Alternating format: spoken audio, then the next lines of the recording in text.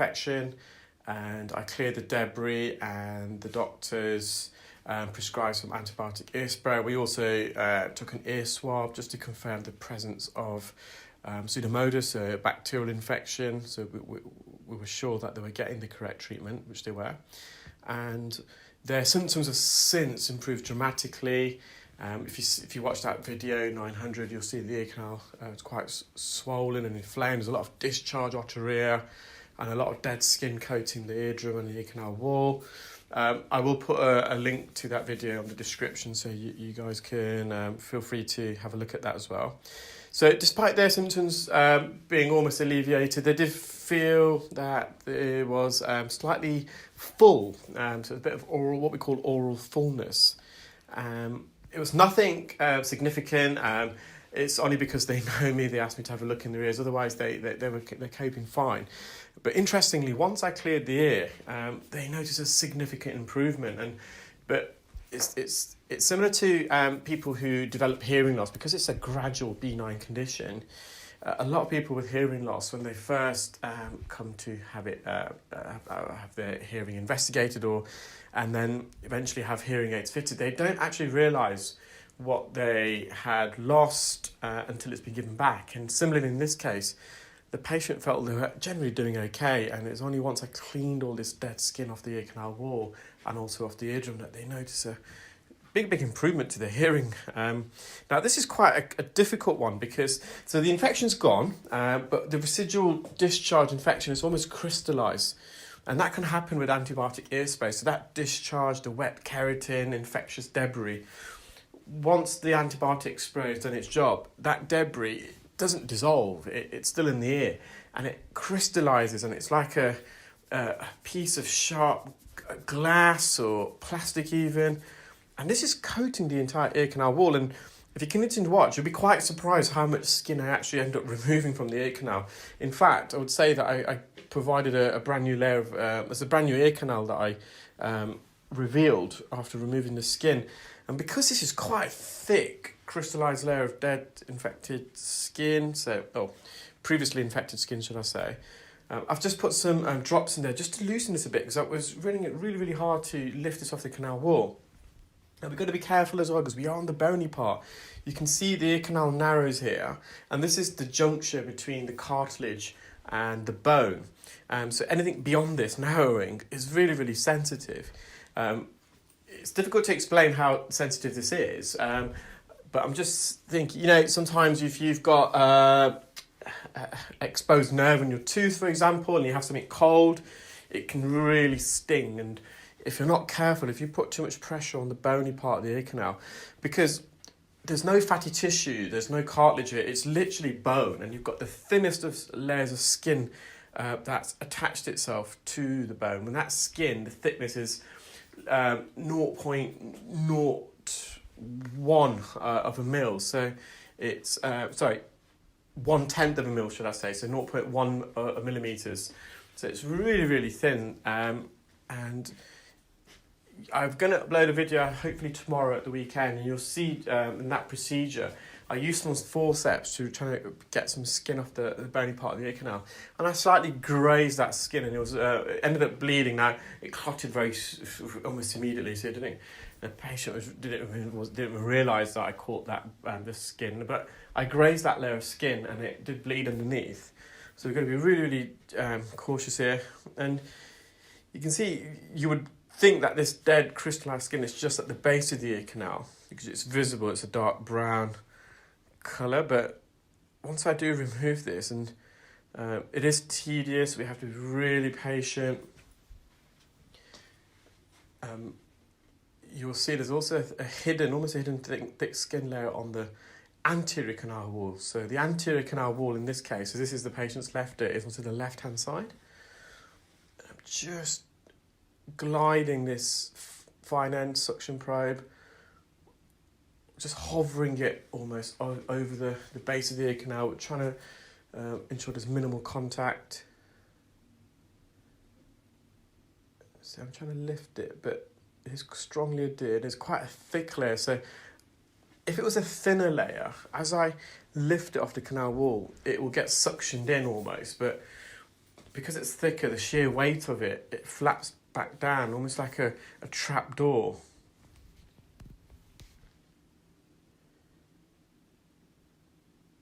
So again, the entrance to the ear is a bit tricky because they've got quite a few cilia there, a few hairs. Now, I've lifted the bottom bit ever so slightly off the base of the ear canal, just giving me enough space to gently and carefully glide the bottom jaw of the forceps there underneath. And I was really hoping, after managing to carefully glide that into the ear and getting a grip, that I would get more of this dead skin out. I was hoping, in fact, it would all come out in one go, but it didn't. And what the forceps did, it just cut through the dead skin. So it just, a smallest piece of dead skin and this crystallized debris was removed. So I reverted back to the fine end suction probe. I will come back to the forceps a bit later on in the procedure, actually. So I've managed to remove all that crystallized dead skin off the posterior canal, also the right-hand side of the ear canal, and also the majority of the base of the ear canal. But there's still some left on the eardrum. At the top, the superior part, which we are going to also move. And this portion here, so this is just the juncture between the cartilage and the bone. So the cartilaginous portion is the outer third of the ear canal, so the first centimetre, if you like, and the inner 2/3 is the bony part. And this skin is really, really strongly adhered. And I've just decided to go to the roof of the ear canal. Yeah, it's view is slightly obscured there, just because the entrance of this patient's ear is there's quite a lot of cilia there, a few hairs. So the top part of the eardrum has got a layer of skin. You can see the bottom layer, the bottom half of the eardrum you can see the eardrum quite vividly there. But the top part, there's like a masked layer of skin over it. So I'm just delicately approaching it. Now we're near the hammer bone, the handle of malleus. We're going towards the attic region of the eardrum now, so the pars flaccida, the top part. This is the very thin part, it's the thinnest part of the eardrum at the top. And I'm just hovering the fine end suction probe over the top. So I'm trying to avoid contact with the eardrum, just hovering it probably 1/2 a mil away from it, and that letting the suction power do the job. And you can see that's crystallized skin has detached itself from the eardrum. I think there's a bit left at the back part of the eardrum still, however. You can see there. So yeah, that is minimal, but I am going to go back and trying to get that out for the patient. So again, just trying to hover over. I've bent the tip of the fine end suction probe. You may see that at the distal end, there's a slight curvature there, and I artificially created that so I can get the angle. So what's remaining now is the front part of the ear canal. Again, to the untrained eye, you may not even realise that. It might look fine, but there is well, it appeared to be quite thin, but as I was removing it, it turned out to be a really, really thick layer. And at this point, I'm putting so much pressure with the suction probe, trying to lift it away. What's good with the fine end suction probe when we're removing dead skin and peeling off the canal, it has a double effect. Not only can you use the side wall of the fine end suction probe to almost, I've seen some videos where some specialists are using like a cawthorn hook or needle just to kind of graze the outside of the ear canal, bring the skin in. So not only does the fine end gouge have that ability, but the suction power itself, you can use that at the same time in conjunction with that and pull it away. But really and truly, I want to avoid, so because we're at the juncture here, I might be putting some pressure on the canal wall, but I want to minimise that. I'd rather just peel this without making contact with the canal wall. And I'm just trying to get underneath the skin, but it's so tightly adhered. Just trying to get underneath and lift it away, but I think I'm going to change angle of attack in a moment, because I don't think the skin, I could continue for a while, and I don't think it will budge from where I'm removing at the moment. So I've just gone a bit lower, and you can see the angle of the fine end. I've angled it away, so it's going away from the back part of the ear canal, which reduces the risk of catching it inadvertently. And instead now, the side of the fine end suction probe is gliding against the bony part, so which is obviously a lot more tolerated. Sort of poking on the bony part, if we glide across it, it'd be less traumatic. So I'm just going to almost the base of the ear canal now.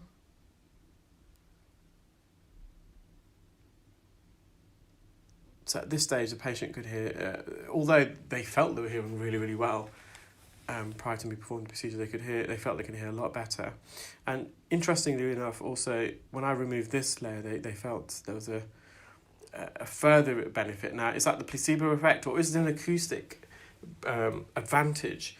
So the ear canal, the function of the ear canal is to help funnel sounds in.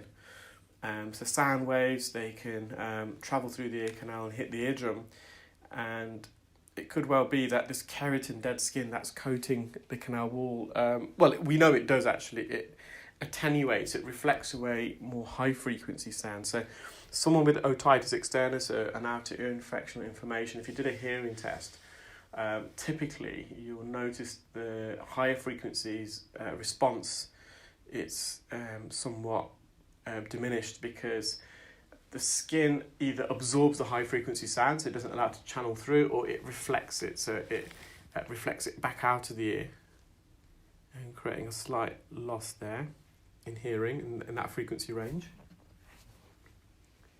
So I managed to remove some of the dead skin off the bottom, but there's still a lot more, and you may not realise that, it may not look like there is, but there is. And eventually I do remove this using forceps, but because I'm quite close to the eardrum now, before I want to use forceps, the aim here is actually just trying to lift the skin away from the canal wall. So I've got an opening, a space large enough for me to use the forceps to almost pincer this and remove it. Again, if this is a thinner layer of skin, the suction I'm using should be more than adequate just to release it from the canal, but this doesn't want to budge because it's really, really thick. And you maybe have some perspective there when you're watching that, you can just see how thick this layer of skin was. And even I was a bit surprised because it was almost translucent. You didn't see it when I was visualising the ear canal. I thought, oh, this would be not straightforward. When you remove skin off the ear canal, it's always tricky. These are the procedures that I wouldn't have done when I first started, and it's the procedures I would strongly recommend against clear wax delegates to attempt in the first instance. It's just too complicated, too complex. These procedures, you need to make sure you've got a steady hand, you've got experience and the skill, and that only comes with performing thousands of procedures. So I'm not afraid to admit that when I first started performing endoscopic dewaxing and clinical ear care, that this would probably be out of my capabilities.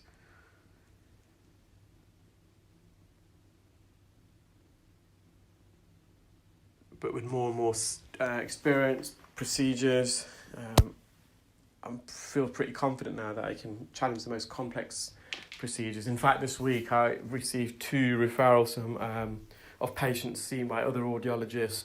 One was in Leicestershire, where I'm based, and the other in Rugby, which is the neighbouring county. And I will try and upload those procedures over the course of the weekend, if not early next week. Again, I'm just come back to the juncture of the cartilage and bone, and trying to detach this a bit. I'm trying to lift it away slightly, even if it doesn't completely detach itself. I just want to create enough space. Now you can see now, I probably can glide the forceps underneath the bottom jaw and the top jaw on top. Now, the skin is actually making contact with the eardrum, so I'm just trying to manipulate this away from the eardrum as much as I can, because with the forceps I don't want to be pushing this further against the eardrum. So you can see I'm just trying to glide this away. So I'm hovering over the surface, then I'm trying to go underneath. It's really hard to get a suction grip more than I have. I think this is the best I'm going to do, and I'm going to use the forceps now if I'm correct. So it's very, the patient has got a very narrow ear canal as well, so it makes it tricky getting the forceps in the right angle. So I'm trying to almost, my hand's over the top of it, and I've just pinched the bottom, I've just got enough grip, and I've managed to pull that out.